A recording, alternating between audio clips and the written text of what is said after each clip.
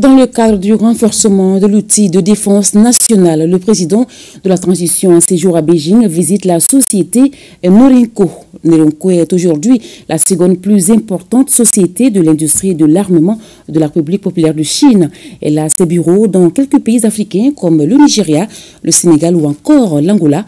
Un mémorandum d'entente a été signé lors du passage de la délégation présidentielle. Envoyé spécial Yalou Traoré, Sidiki Balo. Nous sommes à la périphérie de Beijing, au siège de la société Norenco. Le temps est clément, le soleil brille avec majesté sur les drapeaux chinois et maliens flottant dans l'air. Un invité de marque est attendu par le PDG et son personnel.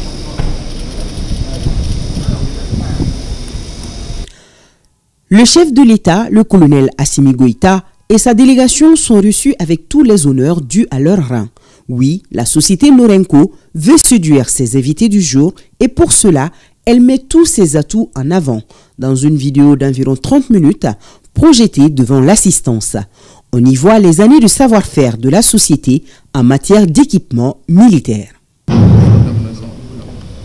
La société Norenco est un fournisseur majeur de solutions d'équipement et de systèmes de défense. Rappelons que la sauvegarde de la souveraineté nationale est l'un des principes bien chers aux autorités de la transition, tout comme la sécurisation des personnes et de leurs biens. Et ce n'est pas tout, elles ont décidé de ramener la paix, quoi qu'il en coûte dans notre pays. Des défis majeurs qui peuvent se relever à travers une armée forte et bien équipée. C'est cet esprit qui a conduit le président de la transition, le colonel Assimi Goïta, à visiter les locaux de la société Norenco. Fondée en 1980, Norenco est aujourd'hui la seconde plus importante société de l'industrie de l'armement de la République populaire de Chine. Elle a ses bureaux dans quelques pays africains comme le Nigeria, le Sénégal, le Maroc ou encore l'Angola. Au moment où les pays avec lesquels nous partageons l'histoire et la géographie nous ont imposé des sanctions illégales, illégitimes et inhumaines, la société Norenco nous a livré des équipements que cet acte, nous ne l'oublierons pas. Notre pays est aujourd'hui sur plusieurs fronts. La guerre menée contre les forces du mal en constitue une des priorités. La montée en puissance de l'armée nationale suit une trajectoire bien définie où il est impératif de bien fournir les hommes sur le théâtre des opérations en armement de dernière génération. Le chef suprême des armées, très attentif, découvre les matériels exposés en son attention.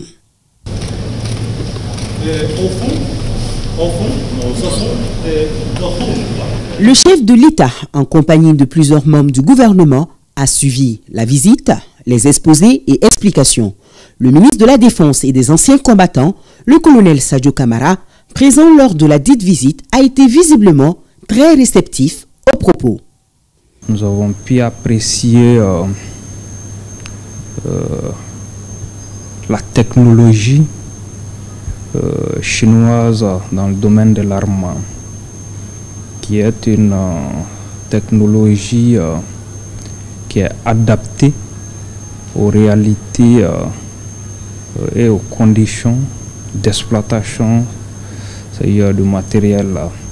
Et nous avons déjà pu expérimenter ces équipements sur le terrain qui nous ont permis de faire la différence sur le théâtre. Les questions de sécurité et de défense nationale sont pour l'heure primordiales pour les autorités de la transition. Convaincus de l'expérience Norenco, un mémorandum d'attente a été signé entre les deux parties. Aujourd'hui, nous avons conclu au nom de la République du Mali un contrat d'équipement majeur incluant la formation, l'entraînement et surtout le transfert de technologies dans certains domaines clés de la défense. En prenant congé de ses hôtes, le chef de l'État a laissé ses impressions dans le livre d'or de la société.